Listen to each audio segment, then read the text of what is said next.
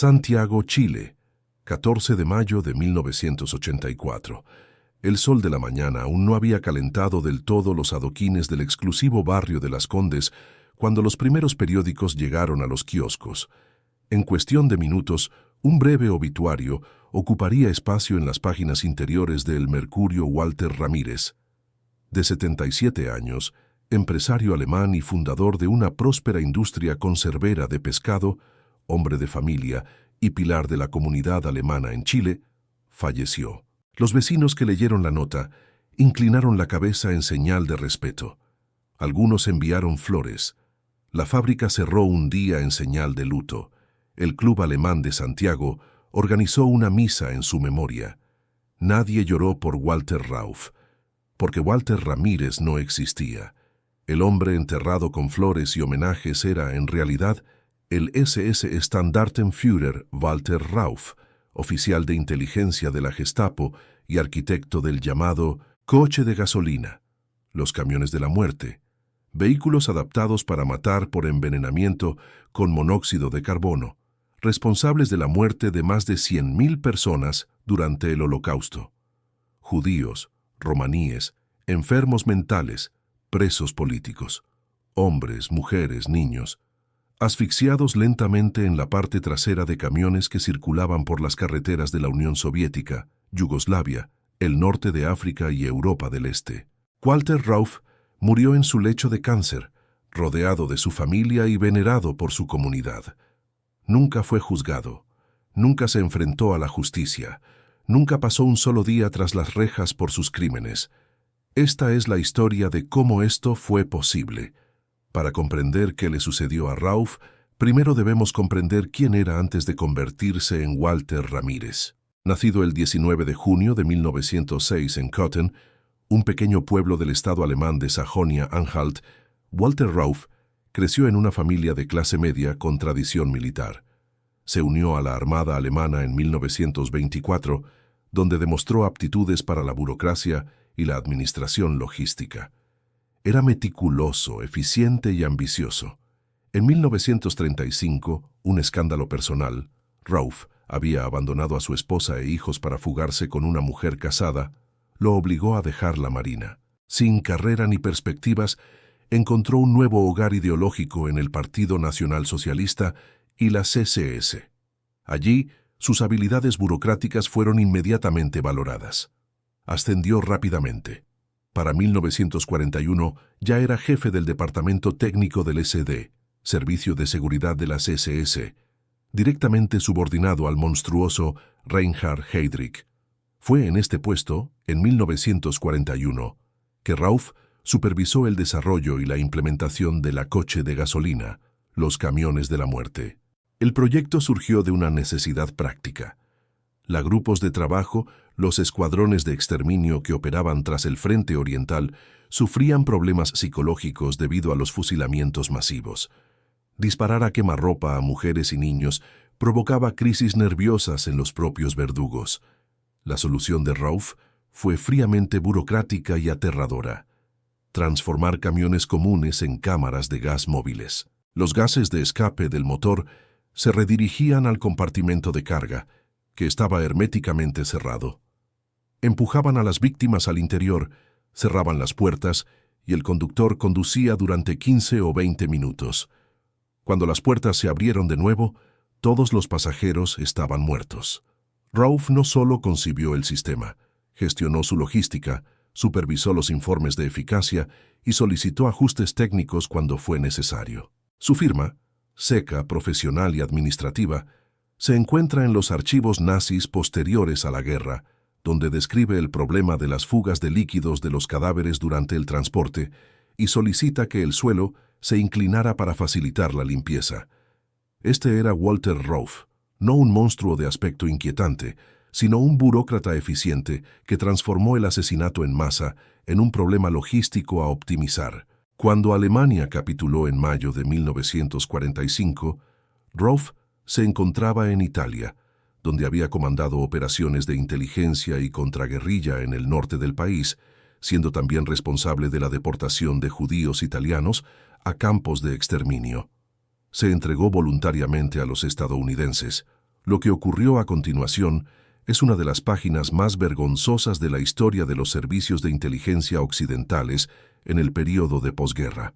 Rauf estuvo internado brevemente en un campo de prisioneros de guerra en Florencia, pero en 1946 simplemente escapó. Las circunstancias nunca se aclararon por completo. Documentos desclasificados décadas después sugieren que Rauf había ofrecido sus servicios como informante a la inteligencia estadounidense, interesado en su vasta red de contactos en la Europa de posguerra y el mundo árabe.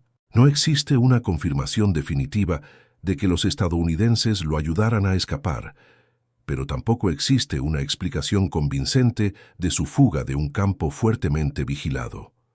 Rauf pasó los años siguientes en Roma, donde las redes de escape nazis, las llamadas líneas de ratas organizados, en parte con la complicidad de miembros de la Iglesia Católica, estos grupos operaban a plena capacidad. Con documentos falsos proporcionados por la Cruz Roja Internacional, que trágicamente no verificó adecuadamente la identidad de los solicitantes, Rauf se embarcó hacia Siria en 1948. En Damasco encontró terreno fértil. El gobierno sirio, entonces gobernado por líderes que admiraban la eficiencia militar alemana y compartían el antisemitismo nazi, contrató a Rauf como consultor de servicios de seguridad. Durante años entrenó a agentes de inteligencia sirios, transmitiéndoles técnicas aprendidas en las SS. Era libre, era útil y estaba protegida. La historia de Walter Rauf no es solo la de un criminal que escapó, es un reflejo de un sistema internacional que ha priorizado repetidamente la conveniencia política sobre la justicia. Es la historia de cómo las ideologías del mal encuentran nuevos usos en nuevos contextos, y es, sobre todo, la historia de 100 voces que nunca tuvieron a nadie sentado en el banquillo de los acusados por sus muertes. En las siguientes secciones seguiremos el rastro de Rauf desde Siria hasta Chile, examinaremos los intentos fallidos de hacerlo rendir cuentas por sus crímenes, investigaremos la complicidad política que lo protegió y reflexionaremos sobre lo que la impunidad de hombres como él significa para nuestra concepción de la justicia y la memoria histórica. Porque entender cómo Walter Rauf vivió y murió en libertad es esencial para garantizar que esto no vuelva a suceder. Si este tema te impacta tanto como a nosotros, por favor dale me gusta, suscríbete al canal y activa las notificaciones. Cada visualización es un voto a favor del recuerdo y contra el olvido. Berlín, septiembre de 1941. En una sala de reuniones en el corazón de la sede del SD en Berlín, un grupo de oficiales de las SS discutía un problema que, en cualquier otro contexto histórico, parecería kafkiano. Las ejecuciones en masa estaban causando traumas psicológicos a los soldados alemanes encargados de llevarlas a cabo. Grupos de trabajo, escuadrones móviles de exterminio que siguieron a las tropas alemanas en la invasión de la Unión Soviética, habían asesinado a cientos de miles de personas en tan solo unos meses. Solo en Babi Yar, a las afueras de Kiev, entre el 29 y el 30 de septiembre de 1941, 33.771 judíos fueron fusilados en 2 días. Los informes que llegaban al cuartel general describían un problema creciente. Soldados que no podían dormir, bebían en exceso y sufrían crisis nerviosas. La eficacia del exterminio se veía comprometida por el impacto psicológico en los propios verdugos.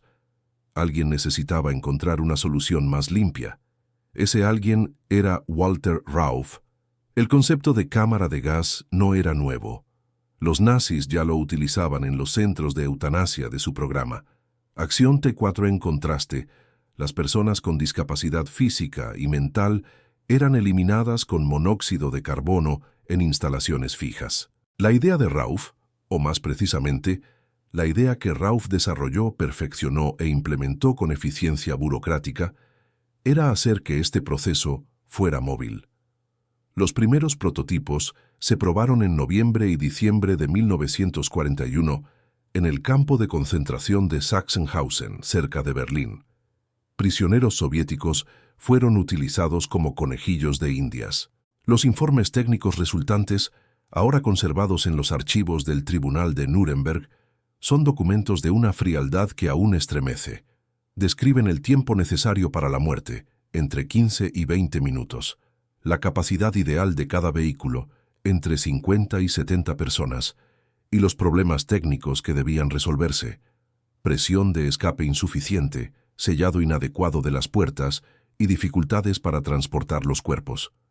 Rauff supervisó personalmente la revisión y el perfeccionamiento del proyecto.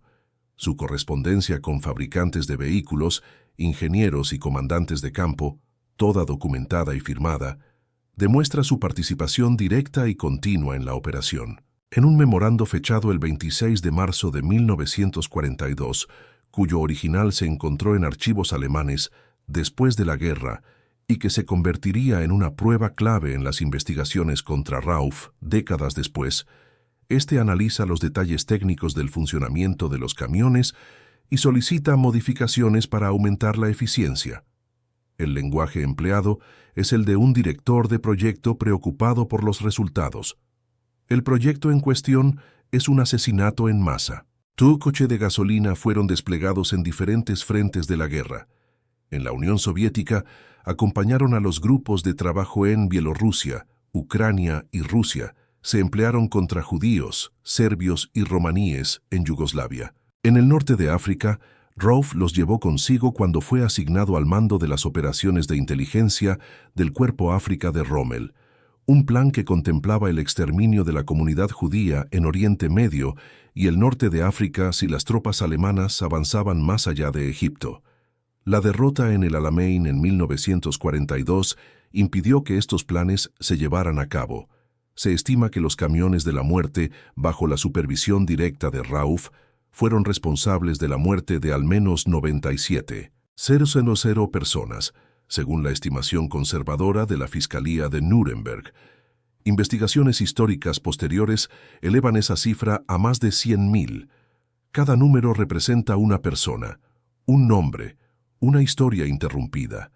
Lo que hace que la historia de Rauff sea particularmente inquietante no es solo la magnitud de su crimen, sino su naturaleza. Rauff no era un fanático ideológico que mató en un ataque de odio racial. Era un empleado competente que resolvió un problema operativo con las herramientas a su disposición. Este perfil, el del ejecutor burocrático, el eficiente ejecutor de órdenes, fue analizado en profundidad por la filósofa Hannah Arendt en su famoso relato del juicio de Adolf Eichmann, al que llamó la banalidad del mal. Eichmann, al igual que Rauff, no era un monstruo en el sentido convencional. Era un administrador. Su monstruosidad residía precisamente en su capacidad para disociar la acción de sus consecuencias humanas, no ver a las personas, sino los problemas logísticos. Rauff fue incluso más lejos que Eichmann. No solo organizó el transporte para el exterminio, sino que diseñó el propio mecanismo de la muerte. Y sin embargo, a diferencia de Eichmann, nunca fue juzgado. Cuando los archivos nazis fueron confiscados por los aliados en 1945, los memorandos de Rauff estaban allí, claramente fechados, claramente firmados. La evidencia de su participación en el desarrollo y la operación de los camiones de la muerte era irrefutable. Los fiscales aliados en Nuremberg conocían su existencia. Su nombre figuraba en los testimonios, pero Rauff ya había desaparecido. He aquí una de las ironías más amargas de esta historia. La documentación que debería haber enviado a Rauff al banquillo de los acusados sobrevivió intacta. Los archivos sobrevivieron. Las firmas sobrevivieron. Los memorandos sobrevivieron. Solo la justicia no sobrevivió. Rauff escapó no porque la evidencia fuera insuficiente, sino porque el sistema que debería haberlo perseguido decidió repetidamente buscar en otra parte. En las siguientes secciones entenderemos por qué. ¿Qué sabías sobre los camiones de la muerte antes de ver este video? Comenta abajo. Es importante que esta historia se cuente y se debata. Roma, 1947. Las ruinas aún ardían en algunas partes de Europa, pero en ciertas sacristías de Roma, Los documentos ya circulaban con la eficiencia de una oficina bien organizada. Pasaportes de la Cruz Roja Internacional, visados para países de Sudamérica y Oriente Medio, nuevas identidades para antiguos criminales, a línea de ratas la ruta de las ratas, como los aliados denominaron a las redes de fuga nazis, fue una operación sorprendentemente bien estructurada. Sus operadores más conocidos fueron figuras religiosas: el obispo austriaco Alois Hudal, abiertamente simpatizante del nazismo, y el sacerdote croata Krunoslav Draganović, quien veía a los exnazis como aliados útiles contra el comunismo. Pero las redes eran más amplias y diversas de lo que sugieren estas figuras simbólicas. Walter Rauff utilizó estas redes, aunque su ruta exacta sigue envuelta en controversia histórica, y creó deliberadamente lagunas documentales. Lo que sabemos con certeza es esto: Rauff fue capturado por los estadounidenses en Florencia en 1945. Estuvo recluido en un campo de prisioneros de guerra. En 1946 fue liberado. ¿Cómo sucedió esto? Durante décadas, la versión oficial fue simplemente que Rauff se había escapado del campo.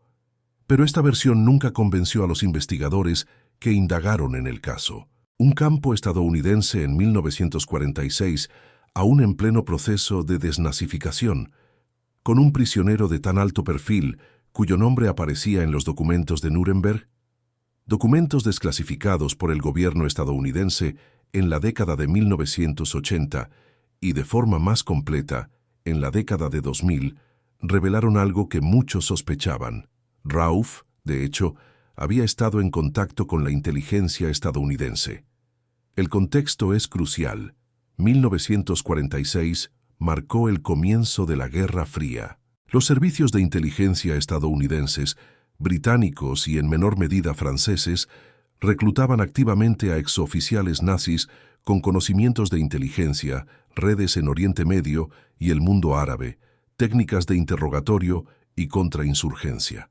Rauff lo tenía todo. Había dirigido operaciones de inteligencia en Italia y el norte de África.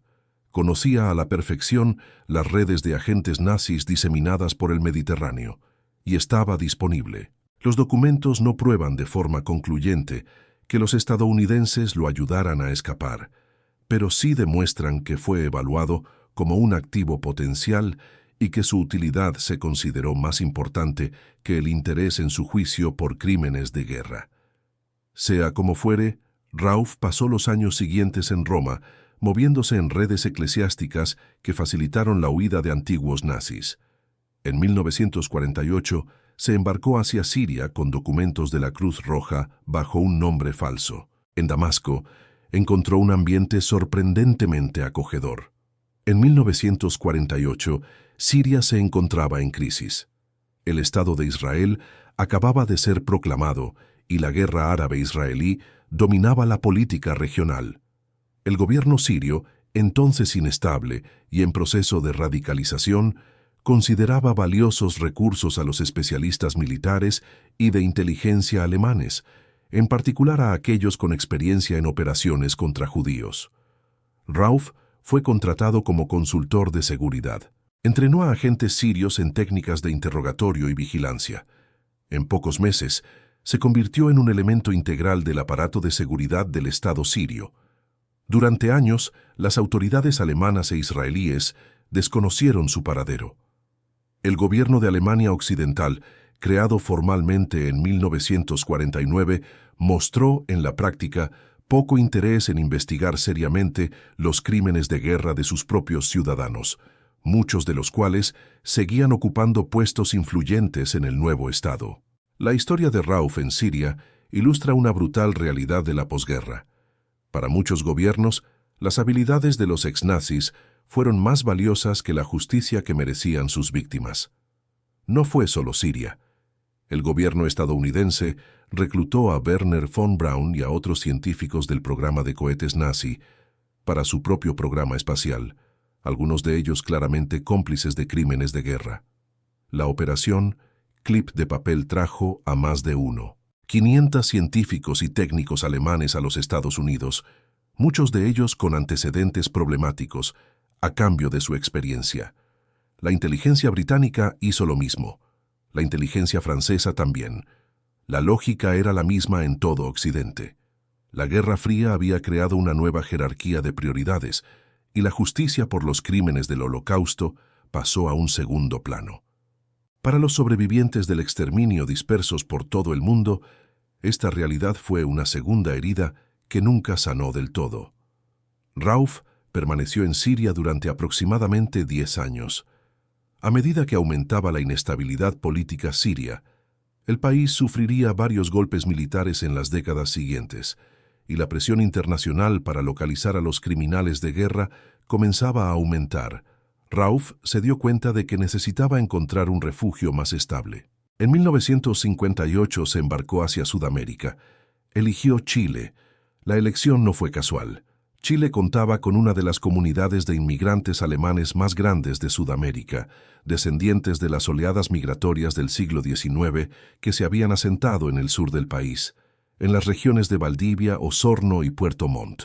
La comunidad era cohesionada, discreta y contaba con los recursos y el interés necesarios para acoger a compatriotas que llegaban con antecedentes turbios. Chile también tuvo algo más: gobiernos que no hicieron preguntas incómodas. ¿Qué opina de la política de reclutamiento de exnazis por parte de los servicios de inteligencia occidentales en la posguerra? ¿Fue una necesidad de la Guerra Fría o una traición a las víctimas del Holocausto? Comente. Santiago, Chile, 1960. Walter Ramírez tenía un escritorio lleno de papeles en la pequeña habitación que llamaba su oficina. Contratos con proveedores de pescado, facturas de equipos importados de Alemania, correspondencia con distribuidores en Valparaíso.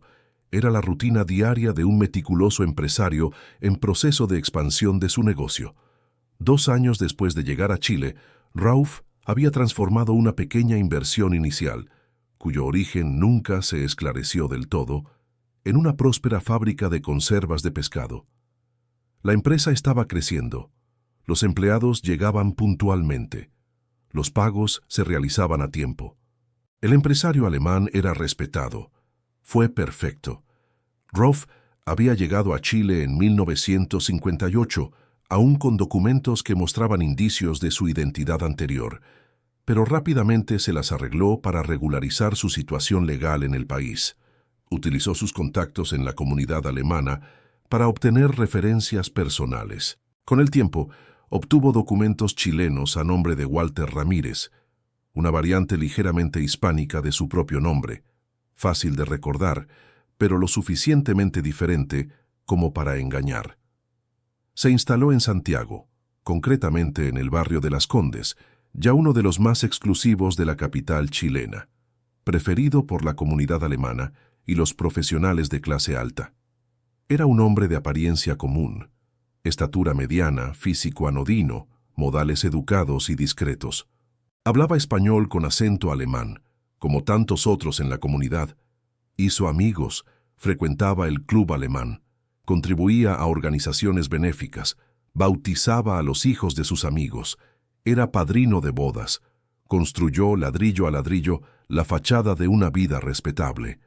La fábrica conservera, identificada en los registros chilenos como una empresa dedicada al procesamiento y enlatado de productos del mar, empleó en su apogeo a unas pocas docenas de trabajadores chilenos. Rauf fue descrito por antiguos empleados, en entrevistas concedidas décadas después a la prensa alemana e israelí, como un jefe exigente pero justo. Pagaba los salarios a tiempo. Resolvía los conflictos con la autoridad. Era puntual, organizado y eficiente. Eficiencia. La palabra que define a Rauf en todos los aspectos de su vida. La misma eficiencia con la que había supervisado la muerte de 100.000 personas. En 1962, el mundo dio un giro que amenazó brevemente la comodidad de Rauf. En mayo de 1960, agentes del Mossad israelí capturaron a Adolf Eichmann en Buenos Aires y lo introdujeron clandestinamente en Israel. El juicio de Eichmann en Jerusalén en 1961 fue un acontecimiento mundial, retransmitido por radio, cubierto por la prensa internacional y seguido con atención por supervivientes del Holocausto en todos los continentes. Por primera vez, un alto funcionario nazi se sentó en el banquillo de los acusados, confrontado con testimonios vivientes de las atrocidades que había perpetrado. El juicio de Eichmann reavivó la búsqueda de criminales de guerra fugitivos, y el nombre de Walter Rauf volvió a circular entre los servicios de inteligencia israelíes. Ese mismo año, 1962, agentes del Mossad localizaron a Rauf en Santiago. El plan era repetir lo que había funcionado con Eichmann, capturarlo, llevarlo a Israel y juzgarlo. El plan fracasó. Y la razón del fracaso revela mucho sobre el clima político chileno en aquel momento.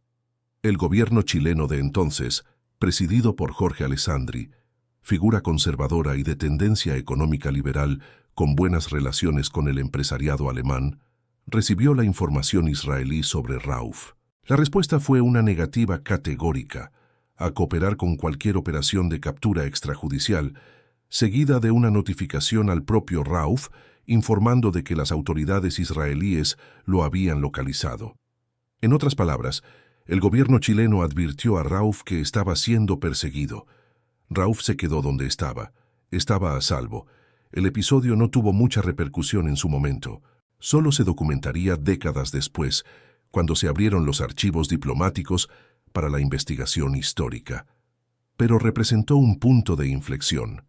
Demostró que Rauf contaba con la protección del más alto nivel del Estado chileno. ¿Por qué Chile protegió a Rauf? Las motivaciones fueron diversas, y probablemente ninguna de ellas implicaba una simpatía ideológica explícita con el nazismo, aunque algunos miembros de la élite política y militar chilena de la época sí simpatizaban con el fascismo europeo de las décadas de 1930 y 1940. La protección de Rauf fue, sobre todo, pragmática.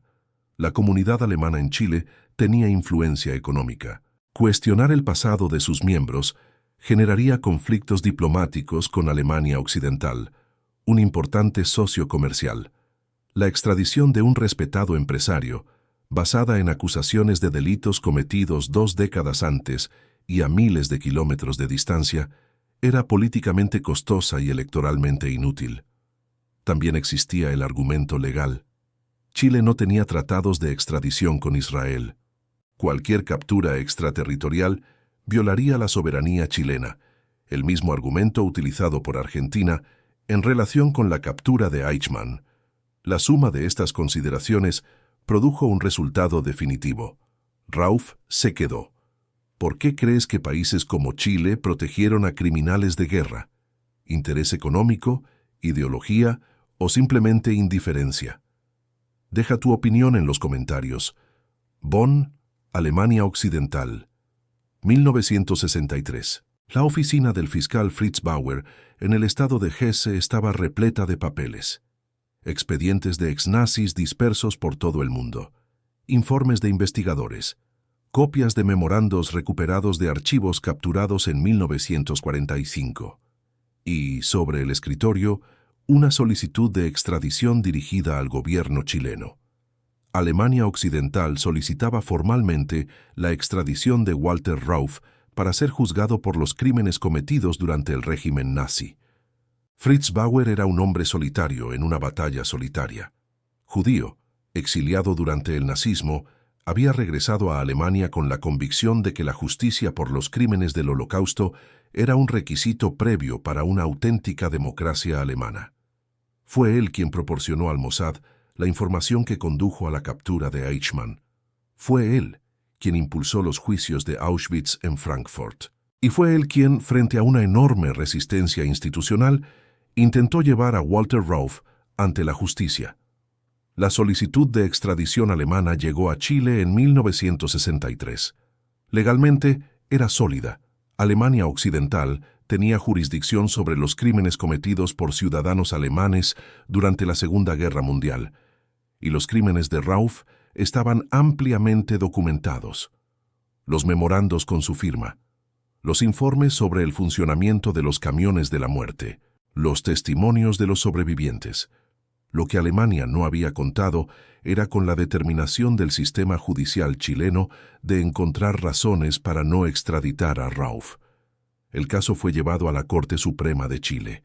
El argumento principal de la defensa de Rauf fue simple. Los delitos que se le imputaban se habían cometido en 1941 y 1942. La ley chilena establecía un plazo de prescripción de 15 años para los delitos graves. Por lo tanto, para 1963, los delitos de Rauf ya habrían prescrito según la ley chilena. En mayo de 1963, la Corte Suprema de Chile aceptó este argumento y denegó la solicitud de extradición alemana. La decisión era legal y técnicamente defendible según el derecho interno chileno de la época. Pero era moralmente absurda permitir la prescripción de los crímenes de lesa humanidad, el asesinato en masa de 100 personas, con base en criterios procesales del derecho penal nacional, equivalía a afirmar que el tiempo transforma el genocidio en un pasado irrecuperable. La decisión de la Corte Suprema chilena tuvo repercusión internacional. En Alemania, generó consternación en la pequeña comunidad de juristas e investigadores comprometidos con el enjuiciamiento de criminales de guerra. Fritz Bauer, en un discurso público años después, describió la decisión como la victoria de la burocracia sobre la conciencia. En Israel, el gobierno de David Ben-Gurión, aún conmocionado por el juicio a Eichmann, protestó diplomáticamente. La respuesta chilena fue fría. La Corte Suprema había decidido y la decisión era inapelable. Para Rauf, la decisión fue la confirmación definitiva de su impunidad. Si incluso la Corte Suprema de un país democrático hubiera fallado a su favor, o más precisamente, hubiera dictaminado que la ley lo protegía, entonces estaba realmente a salvo. La decisión de 1963 también es un doloroso reflejo de las limitaciones del derecho internacional de la época.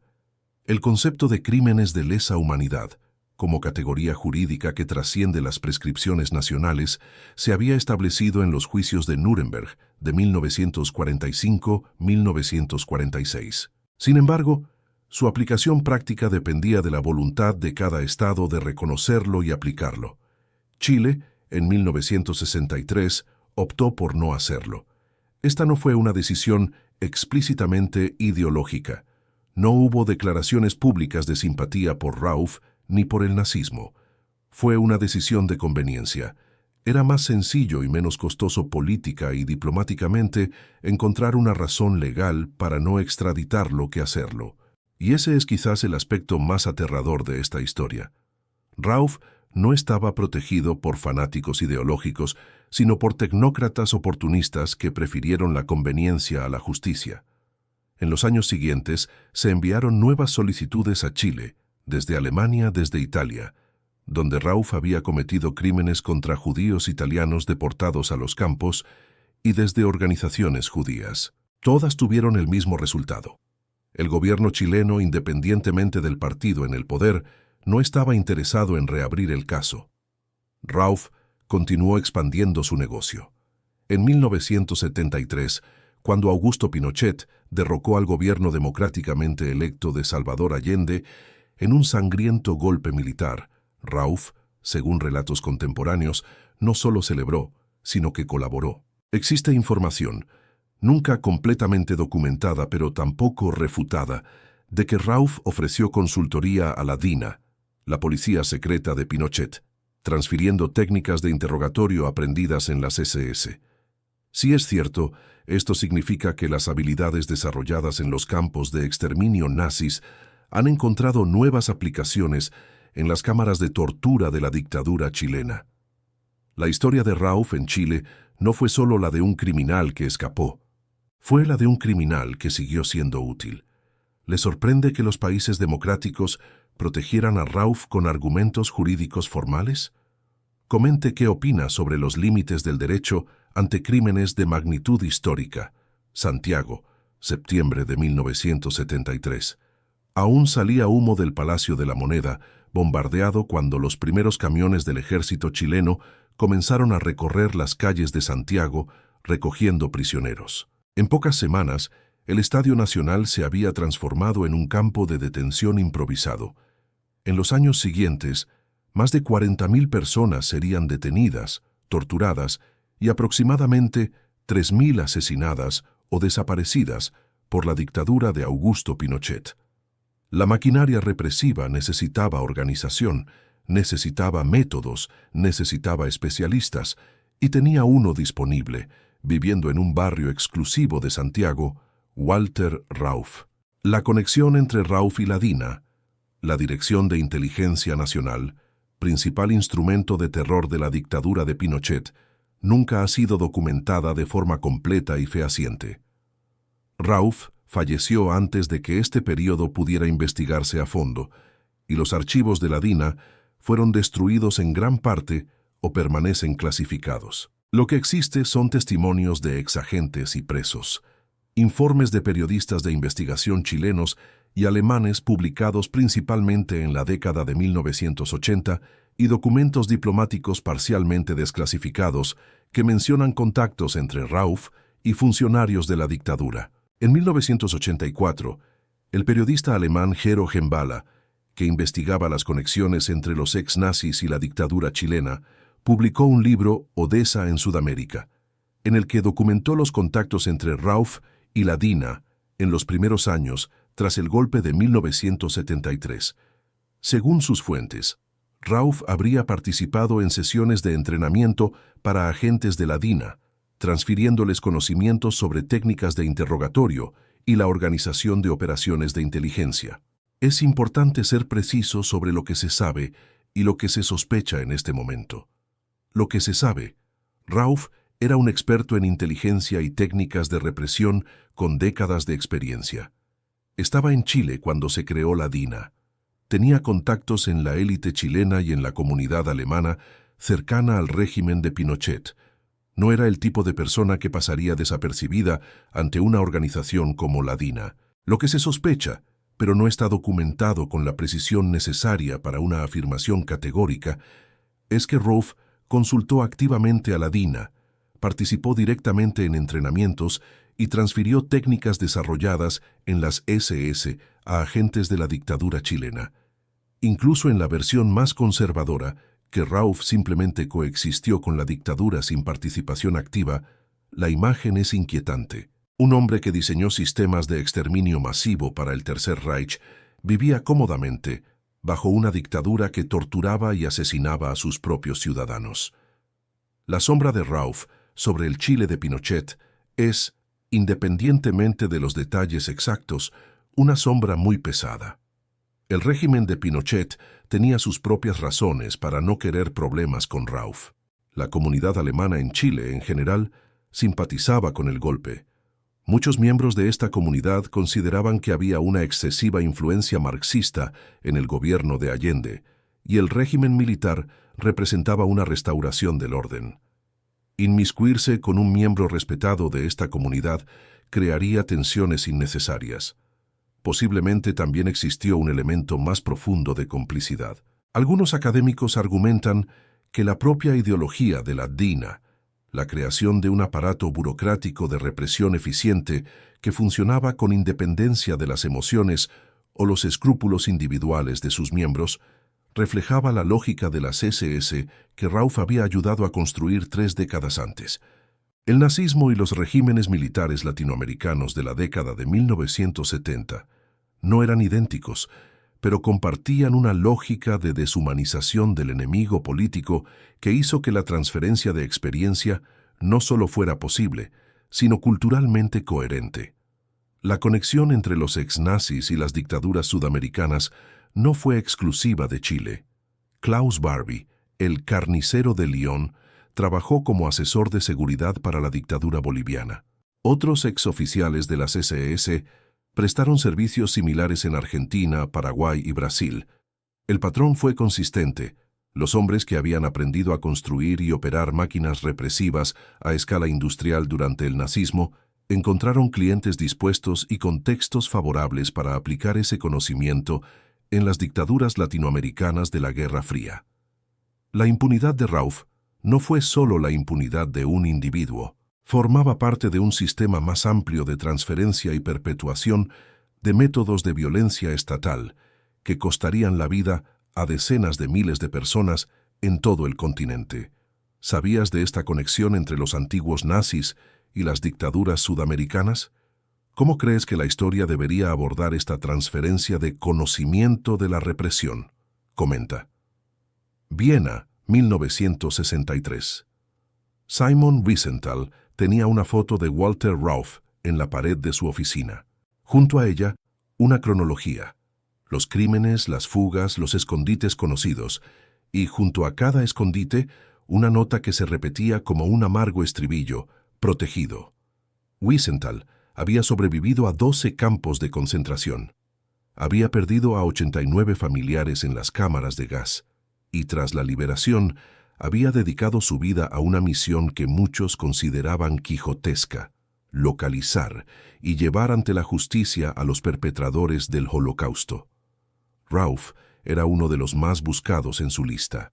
El trabajo de Wiesenthal y organizaciones similares, incluido el Mossad israelí y la Oficina Central para la Investigación de Crímenes Nacionalsocialistas, fundada en Alemania Occidental en 1958, dependía de una combinación de testimonios de sobrevivientes, documentos recuperados de archivos nazis y una red de informantes repartida por todo el mundo. El caso de Rauff fue, a la vez, uno de los más documentados y frustrantes. La documentación de sus crímenes era sólida. Su paradero se conoció desde 1962. Sin embargo, todos los intentos de procesarlo se toparon con el mismo obstáculo: la protección del Estado chileno. Tras la decisión de la Corte Suprema chilena de 1963, Wiesenthal no abandonó el caso. Continuó documentándolo. Continuó presionando a los gobiernos. Continuó enviando expedientes a los fiscales alemanes. En 1972, Alemania Occidental envió una segunda solicitud formal de extradición a Chile. El resultado fue el mismo: denegada. Las limitaciones de los cazadores de nazis eran, en última instancia, las limitaciones del propio sistema de justicia internacional. En 1960, el secuestro de Eichmann demostró que la captura extrajudicial era posible, pero también generó una crisis diplomática entre Israel y Argentina, y el debate sobre la legalidad de la operación ocultó para muchos la magnitud de los crímenes de Eichmann. El juicio fue justo y el veredicto correcto, pero el método sentó precedentes problemáticos. En Chile se estaba considerando una operación similar para Rauff, pero Chile en las décadas de 1960 y 1970 era diferente a Argentina en la década de 1960. La vigilancia sobre Rauff se intensificó tras la revelación de que el Mossad lo había localizado, y el gobierno chileno había demostrado inequívocamente que no cooperaría. Hay informes de que el Mossad incluso preparó planes concretos para la extradición forzosa de Rauff. Sin embargo, la evaluación final fue que los riesgos políticos y operativos eran demasiado altos, especialmente después del golpe de Estado de Pinochet en 1973, que creó un Chile aún más hostil a las operaciones israelíes en su territorio. Otro actor clave en esta historia fue la prensa. Periodistas alemanes, israelíes y finalmente chilenos desempeñaron un papel crucial para mantener el caso de Rauff en la conciencia pública. En 1973, antes del golpe, la periodista chilena Mónica González, quien se convertiría en una de las periodistas más importantes de su país, publicó uno de los primeros artículos chilenos en identificar explícitamente a Rauff por su nombre real y describir sus crímenes. El artículo causó un breve escándalo en la prensa chilena, pero pronto fue absorbido por la agitación política que culminó en el golpe de septiembre. Tras el golpe, cualquier investigación periodística sobre Rauff se volvió aún más difícil. En un Chile dominado por una dictadura con posibles vínculos con el propio Rauff, la prensa independiente fue brutalmente reprimida. La historia de los cazadores de nazis es, en cierto sentido, la historia de la improvisación ante el fracaso institucional. Organizaciones como la de Wiesenthal existieron precisamente porque los estados y las instituciones internacionales no lograron procesar sistemáticamente a los perpetradores del Holocausto. Compensaron parcialmente este fracaso, pero solo parcialmente. Wiesenthal vivió para ver a muchos de sus objetivos procesados, Eichmann, Stangl, Barbie y otros. Pero no vio a Rauff procesado. Rauff murió en 1984, el mismo año en que Wiesenthal publicó uno de sus libros más famosos. Cada día el recuerdo, la ironía era cruel. Mientras Wiesenthal documentaba la memoria de los muertos, el hombre que había diseñado uno de los instrumentos de su asesinato moría pacíficamente, rodeado de flores y falsos tributos. El trabajo de cazadores de nazis como Wiesenthal fue esencial, pero insuficiente. ¿Quién cree que debería haber hecho más para llevar a Rauff ante la justicia? Comente. Bonn, marzo de 1984. El telegrama llegó al Ministerio de Asuntos Exteriores alemán con una urgencia inusual. Los servicios de inteligencia habían recibido información de que Walter Rauff se encontraba gravemente enfermo y hospitalizado en Santiago. Había quizás una última oportunidad. Alemania Occidental actuó. En marzo de 1984, envió a Chile una tercera solicitud formal de extradición, esta vez acompañada de un expediente de cientos de páginas que recopilaba toda la documentación disponible sobre los crímenes de Rauff, los memorandos, los informes técnicos sobre los camiones de la muerte, los testimonios de los supervivientes y las estimaciones de las víctimas. Fue el argumento más sólido que Alemania había presentado jamás. También fue el último. El gobierno chileno, ahora presidido por Pinochet, que había gobernado el país con puño de hierro durante más de una década, respondió a la solicitud alemana con una velocidad inusual. La respuesta fue no. El argumento utilizado esta vez fue diferente al de 1963. El gobierno de Pinochet no invocó la prescripción, consciente de que, en el contexto internacional de la década de 1980, este argumento sería aún más insostenible que 2 décadas antes. En cambio, argumentó que Rauff estaba gravemente enfermo y que su extradición equivaldría a una pena de muerte, lo cual, en opinión del gobierno, sería inhumano. El argumento era, en términos humanitarios, superficialmente comprensible. En términos morales, era obsceno.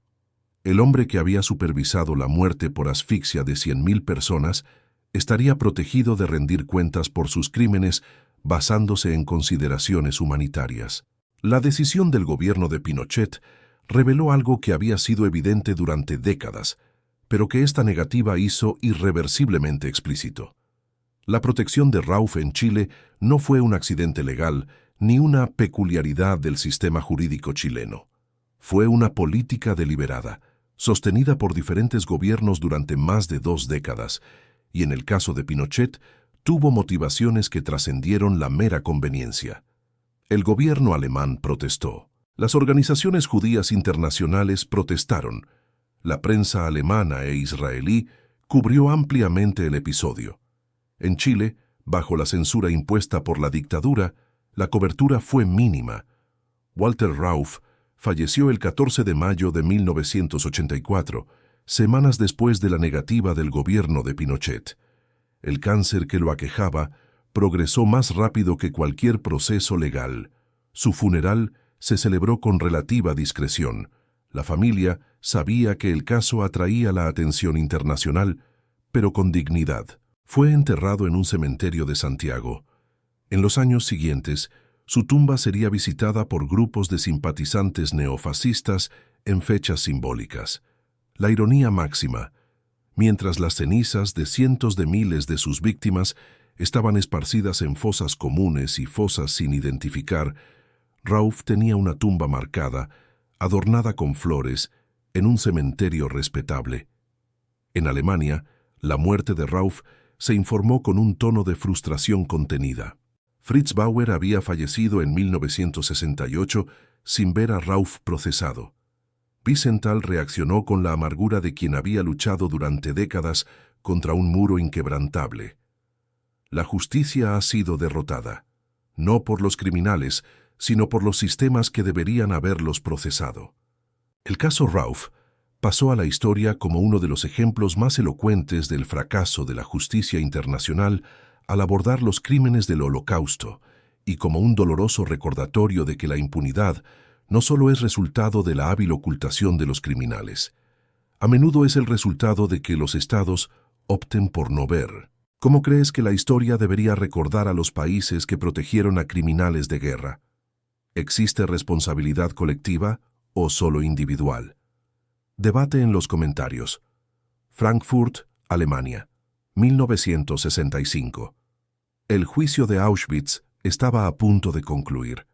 Durante más de 20 meses, el Tribunal de Frankfurt escuchó el testimonio de 360 supervivientes, examinó miles de documentos y confrontó a 22 exempleados del campo con los crímenes que cometieron. El juicio fue televisado, transcrito y ampliamente cubierto por la prensa alemana e internacional. Por primera vez, la sociedad alemana se vio obligada a mirar directamente a la cara el Holocausto, y sin embargo, de los aproximadamente 6.000 oficiales que dirigieron los campos de concentración, subcampos y centros de exterminio nazis, solo una pequeña fracción había sido procesada. La mayoría simplemente había desaparecido en la vida cotidiana del mundo de la posguerra. Las matemáticas de la impunidad, como han llamado los historiadores al conjunto de datos sobre el procesamiento de los criminales de guerra nazis, son, de hecho, devastadoras. Según las estimaciones más citadas en la literatura histórica sobre el tema, aproximadamente 1.000 de los 6.000 oficiales identificados murieron durante la guerra o en los meses inmediatamente posteriores. Unos 800 fueron capturados y juzgados por tribunales aliados entre 1945 y 1949. Aproximadamente 200 más fueron procesados por tribunales alemanes entre 1950 y la década del 2000. Esto significa que más de 4.000, más del 65% del total, nunca fueron juzgados por ningún tribunal en ningún país. Incluso entre los condenados, las sentencias a menudo no reflejaban la magnitud de los crímenes. Franz Stangl, responsable de la muerte de 968 personas en Sobibor y Treblinka, fue condenado a cadena perpetua recién en 1971, 26 años después del fin de la guerra, y falleció pocos meses después de la sentencia. Gustav Wagner, el carnicero de Sobibor, vivió en libertad en Brasil durante 35 años y falleció antes de ser juzgado. Roff encaja perfectamente en este patrón. 39 años entre el final de la guerra y su muerte, sin días de juicio, sin tiempo en prisión. ¿Por qué se produjo este fracaso? La respuesta es multifactorial, y cada factor ilumina una dimensión diferente de las decisiones políticas e institucionales que generaron esta realidad. El primer factor fue la decisión de llevar a cabo una desnazificación incompleta. El proceso de desnazificación en la posguerra, especialmente en la zona estadounidense, intentó ser exhaustivo, pero se vio rápidamente socavado por sus propias contradicciones. Con millones de alemanes que habían participado de alguna manera en el régimen, como miembros del partido, funcionarios, soldados, y con la urgencia de reconstruir una economía y un Estado funcionales en Europa Occidental, las potencias aliadas optaron por una desnazificación simbólica que procesara a los casos más evidentes y permitiera al resto reintegrarse a la sociedad. El segundo factor fue la Guerra Fría. De 1947 a 1948 en adelante, las prioridades occidentales en Europa habían cambiado radicalmente. La Unión Soviética, no la Alemania nazi, era el enemigo. Alemania Occidental necesitaba ser un aliado fuerte. Investigar sistemáticamente los crímenes del régimen que había gobernado ese mismo país tan solo unos años antes era, desde la perspectiva de los estrategas de la Guerra Fría, contraproducente. El tercer factor fue la complicidad de las élites. Alemania Occidental en la década de 1950 estaba llena de exnazis en puestos influyentes, en el poder judicial, el mundo académico, las fuerzas armadas y la política. Konrad Adenauer, el primer canciller de Alemania Occidental, contaba con hombres con pasados comprometedores en su gabinete. Hans Globke, su asesor principal, había escrito comentarios legales sobre las leyes de Nuremberg de 1935. Estos hombres tenían sus propias razones, para no querer que las investigaciones avanzaran demasiado. El cuarto factor fue la reticencia de las víctimas a testificar. Los sobrevivientes del Holocausto se enfrentaron a enormes obstáculos para participar en los procedimientos legales.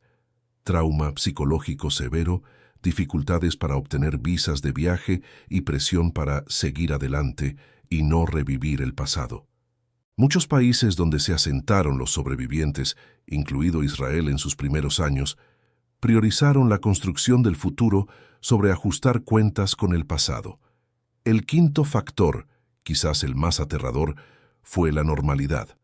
Los criminales que escaparon eran en su mayoría hombres funcionalmente normales, tenían familia, trabajaban, pagaban impuestos, eran, como Rauf, vecinos respetables. La idea de que un hombre pudiera ser simultáneamente un padre cariñoso y el artífice de un sistema de exterminio masivo era cognitivamente difícil de procesar y facilitaba que gobiernos y comunidades ignoraran la situación. Dadas estas matemáticas de la impunidad, ¿qué cree que se podría haber hecho de otra manera? Comente. Berlín, 27 de enero de 2005. 60 años después de la liberación de Auschwitz, líderes de 190 países se reunieron en la Asamblea General de las Naciones Unidas para la ceremonia inaugural del Día Internacional de Conmemoración en memoria de las víctimas del Holocausto. Elie Wiesel habló. Los sobrevivientes testificaron. El mundo se comprometió. Una vez más. Nunca más. Ese mismo año, Alfons Gottfried, exmiembro de las SS que había participado en masacres en Polonia, fue identificado como residente tranquilo en un suburbio alemán. Tenía 84 años. La historia de Walter Rauf no terminó con su muerte en 1984. Termina, o más precisamente continúa, con lo que decidamos hacer con ella. La historia de Rauf es, en esencia, una historia sobre sistemas. No se trata solo de un hombre que cometió crímenes atroces. No se trata solo de un criminal que escapó de la justicia. Se trata de los sistemas que hicieron posible ambas cosas y de los sistemas que, décadas después, aún presentan debilidades similares.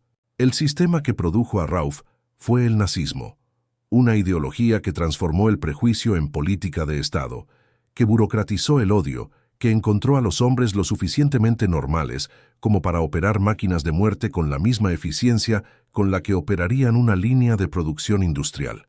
El sistema que protegía a Rauf era el del pragmatismo político internacional, un mundo donde la conveniencia diplomática, los intereses económicos y la frialdad estratégica de la Guerra Fría creaban un entorno en el que la impunidad era a menudo la opción más fácil.